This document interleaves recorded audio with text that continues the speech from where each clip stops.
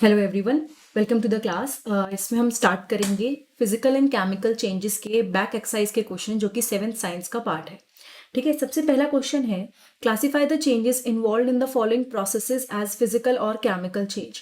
तो आपको क्या करना है, आपको जो चेंजेस बता रखे हैं इनको क्लासिफाई करना है कि वो फिजिकल चेंज है या केमिकल चेंज है। ठीक है, तो सबसे पहले है फोटोसिंथेसिस, उसके बाद है डिसॉल्विंग शुगर इन वाटर, फिर है burning of coal, melting of wax, beating aluminium to make aluminium foil and digestion of food.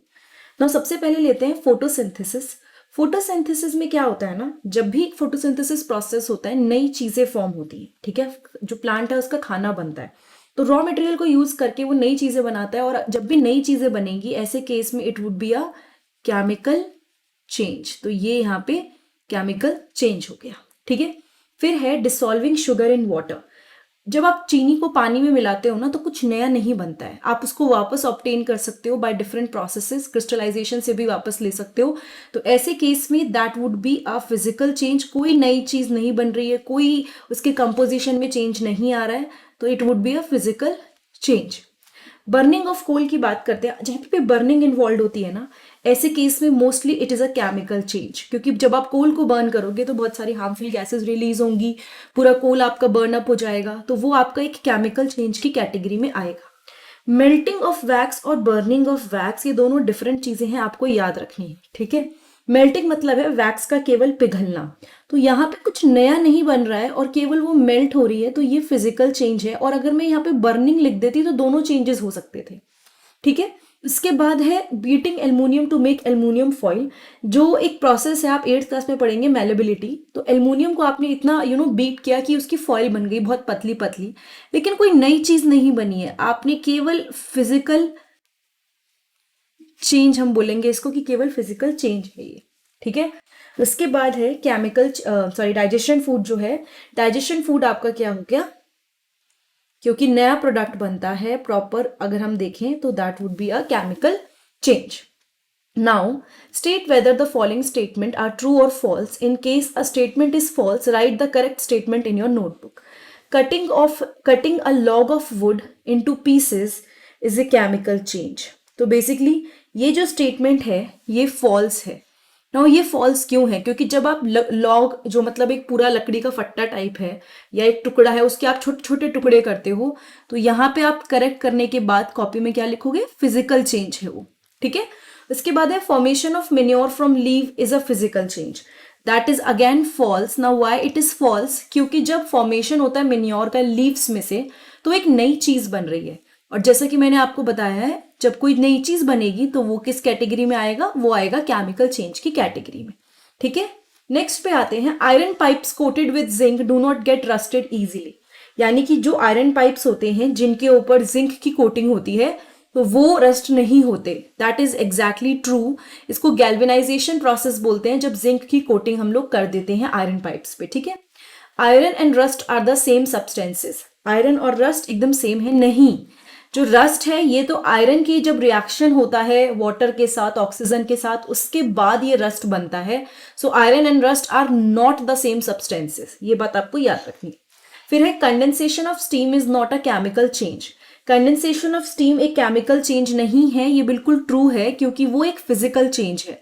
तो उसने अगर बोला है कि नॉट अ केमिकल चेंज तो वो सही है, बिकॉज वाटर की केवल फॉर्म चेंज हो रही है, वो गैसियस फॉर्म से वाटर वेपर बन रहा है, तो वो एक ऐसा चेंज है जो कि वापस रिवर्सिबल भी है और कुछ नया सब्सटेंस नहीं बन रहा है। ठीक है, क्वेश्चन थर्ड करते हैं, व्हेन कार्बन डाइऑक्साइड, इसमें आपको फिल इन द ब्लैंक्स को पूरा करना है। ठीक है, जब कार्बन डाइऑक्साइड हम पास करते हैं लाइम वाटर से, it turns milky due to formation. तो ऐसी क्या चीज होती है जिसकी वजह से वो मिल्की कन्वर्ट हो जाता है, that would be calcium carbonate. तो वो मिल्की हो जाता है because of the formation of calcium carbonate. Okay, the chemical name of baking soda is, baking soda का केमिकल नेम क्या है, सोडियम हाइड्रोजन कार्बोनेट। ठीक है, उसके बाद है दो मेथड बाय विच आप रस्टिंग प्रिवेंट कर सकते हो। तो सबसे पहला तो वेरी इजी, जो हम लोग अपने घरों में भी करते हैं, दैट इज पेंटिंग, और उसके बाद जो प्रोसेस है that would be galvanisation. Galvanisation में जिंक की कोटिंग कर देते हैं ताकि रस्टिंग ना हो। Changes in which only dash property और सब्सटेंस चेंज, जिसमें केवल डैश प्रॉपर्टी चेंज होती है उसको हम लोग फिजिकल चेंजेस बोलते हैं। तो मतलब ऑब्वियसली जिसमें केवल फिजिकल प्रॉपर्टीज पे फर्क पड़ता है, केमिकल प्रॉपर्टीज पे नहीं फर्क पड़ता, उसको हम लोग फिजिकल चेंज बोलते हैं। Change in which new substance are formed are called dash changes, जिसके अंदर नए सब्सटेंस बनते हैं। हमेशा याद रखिएगा जब भी केमिकल चेंज होगा तो इसका मतलब है नया सब्सटेंस बनेगा ही बनेगा। ठीक है, बचे हुए ये जो क्वेश्चंस हैं 10th तक, 4th to 10th मैं आपको वर्ड पे पढ़ाती हूँ ताकि आपको अच्छे से समझ में आए, डिटेल में आपको सॉल्यूशन भी मिल जाए।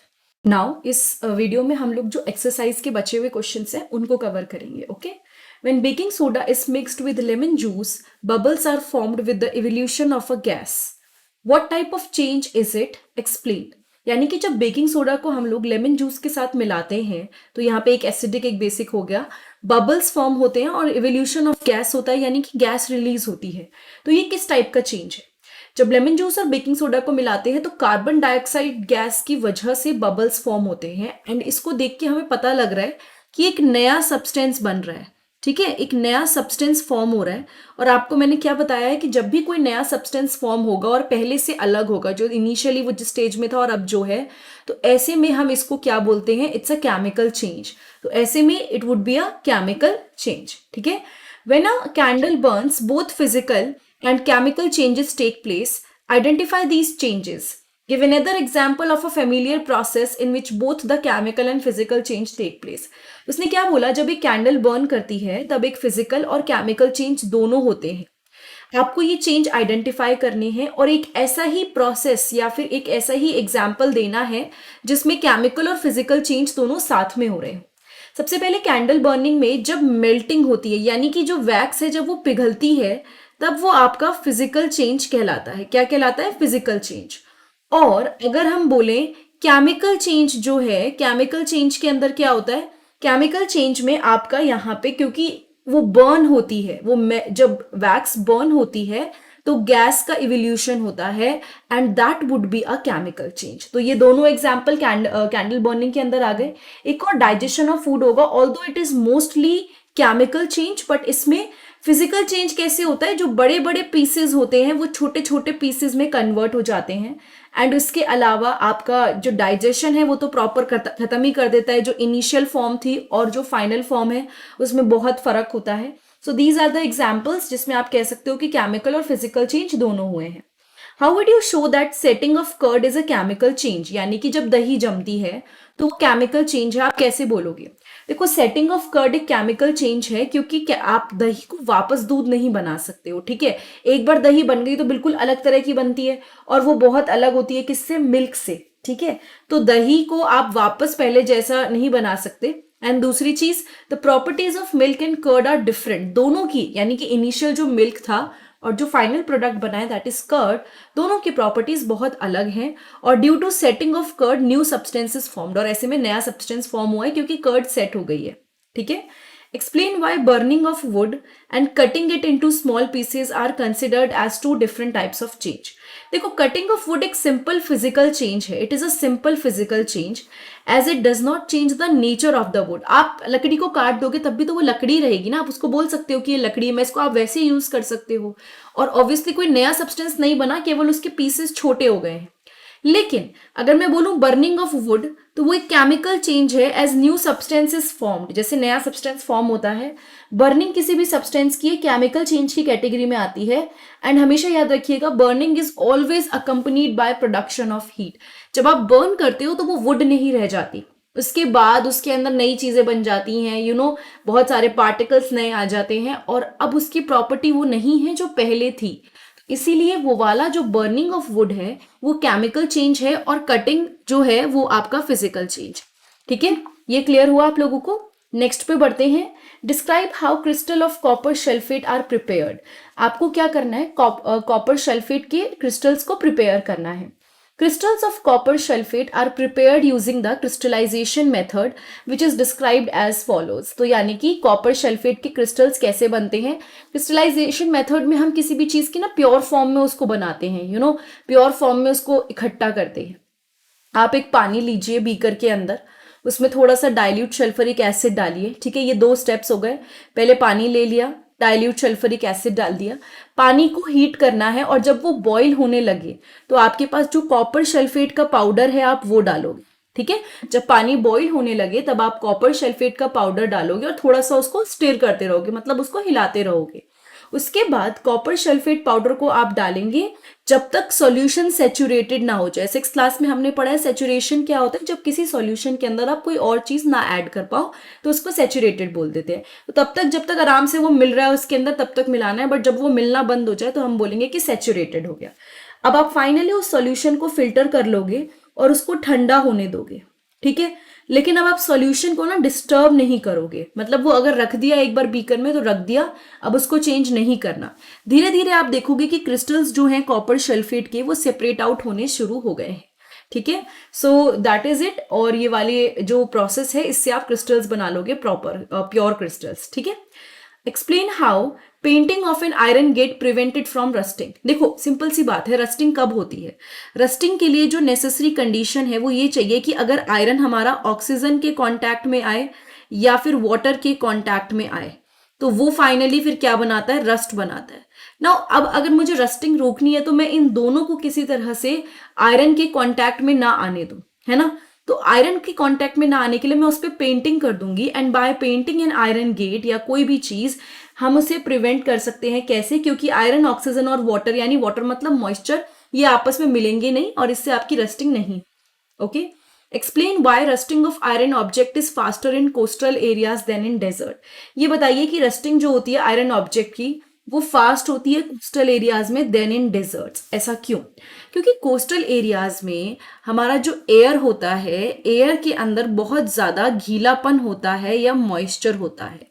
अब क्योंकि मॉइस्चर ज्यादा है और आपको पता ही है कि रस्टिंग के लिए एक पानी और ऑक्सीजन बहुत जरूरी है, तो कोस्टल एरियाज में ह्यूमिडिटी मोर है, इस वजह से डेजर्ट या फिर नॉर्मल प्लेन एरिया के कंपैरिजन में कोस्टल एरियाज में ज्यादा है ह्यूमिडिटी, यानी कि मॉइस्चर, गीलापन। एंड इसी वजह से जो रस्टिंग होती है आयरन ऑब्जेक्ट की वो फास्ट होती है कोस्टल एरियाज में as compare to the desert. ठीक है, सो आई होप ये वाला पार्ट आपको समझ में आओ। फिर से एनसीईआरटी की तरफ चलते हैं। Now the question is 11th question. इससे पहले तक के क्वेश्चन हमने कवर कर लिए हैं, वो वर्ड पे मैंने आपको दिखा भी दिए। The gas we use in the kitchen is called liquefied petroleum gas. जो हम गैस यूज करते हैं किचन में उसको हम एलपीजी बोलते हैं, लिक्विफाइड पेट्रोलियम गैस। सिलेंडर में जब वो एग्जिस्ट करती है तो वो लिक्विड फॉर्म में एग्जिस्ट करती है क्योंकि बहुत प्रेशर डाल के उसको स्टोर किया गया होता है। लेकिन जब वो सिलेंडर से बाहर आती है तब वो क्या बन जाती है? तब वो बन जाती है एक गैस। ठीक है, तब लिक्विड है, बाहर आती गैस बन जाएगी।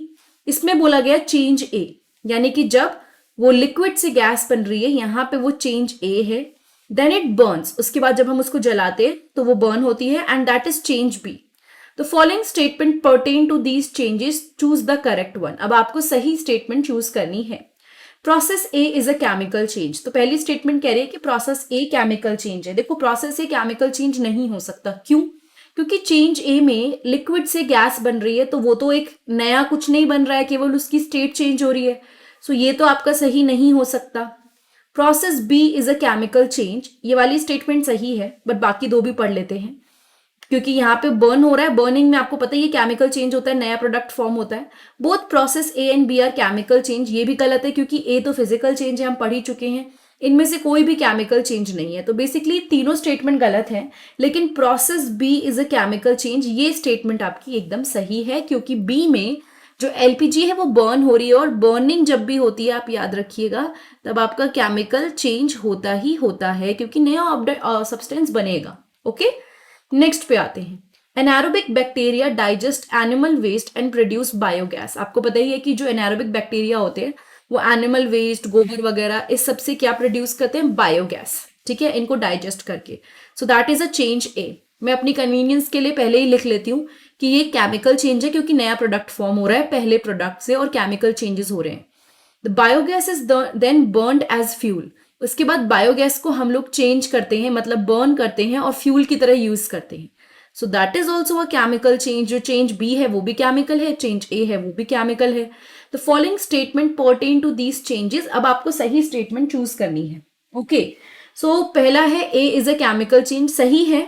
B is a chemical change, ये भी सही है। लेकिन अगर थर्ड स्टेटमेंट माने तो वो कह रहा है कि both processes A and B are chemical change, तो हम ऑलरेडी ये लिख चुके हैं यहाँ पे कि ये ए और बी केमिकल चेंज है, इसलिए third would be the right answer. Fourth में लिखा है कि कोई भी केमिकल चेंज नहीं है, तो वो ऑटोमेटिकली गलत हो जाएगा।